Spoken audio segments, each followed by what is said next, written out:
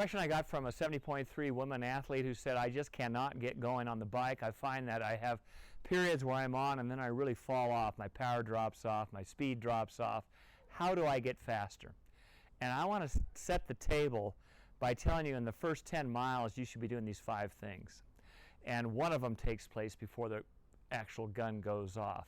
Number 1, you've got to preview the course. You've got to have a mental mantra of the rhythm of that course. In other words, where are the hills? Where are the false flats? Where are the difficult sections? Where are the downhills? And how are you going to approach that? So you've either got to ride pieces of that course, you've got to drive it, but you need to know the nuances of the course. Don't go into it blind. Number 2, when you get out of T1, the tendency is to get down in your aero bars and really force that pace. Here I go. If you're doing a 70.3 Ironman distance or even Olympic distance, a shorter distance, don't stay in your aero bars right away. If you've done a wetsuit swim, your head's out of the water, that causes a lordosis in your low back. My suggestion on number 2 is just stand up. Stand up early to stretch out your back and your hip flexors, and you can drop your heels down so that you're more dorsiflexed. Remember, when you're swimming, your ankles are pointed, plantar flexed. So when you get on the bike, the tendency is that your calf can ball up, and a lot of people are really vulnerable for calf strain right away. So make sure that you stand up early, periodically do 3 to 5 pedal strokes where you're out of the saddle.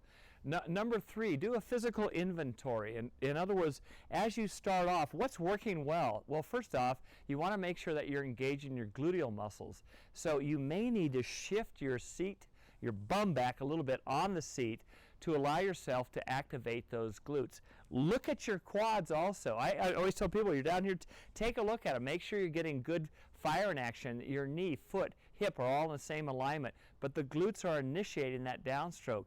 Try 5 smooth pedal strokes on your right foot, 5 on your left foot. Number 4, what do? We don't want to look at our competitors, because a lot of times the competitors are blowing by us and we're thinking, gee, I'm going really, really slow. So monitor the skill set that you have, whether it's your heart rate, whether it's perceived exertion, whether you periodically look at your power meter or you're looking at your speedometer. Have a reference range that allows you to say, you know, I'm in my good range. This is where I'm solid. The race is long. I'm going to stay right here. I'm not going to worry about everyone else.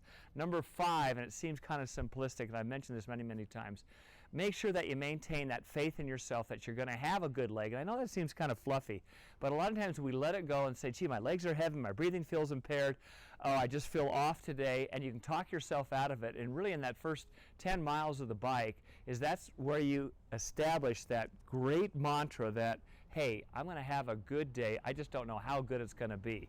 Those 5 things, if you can review these and apply them, you're going to have a faster bike leg.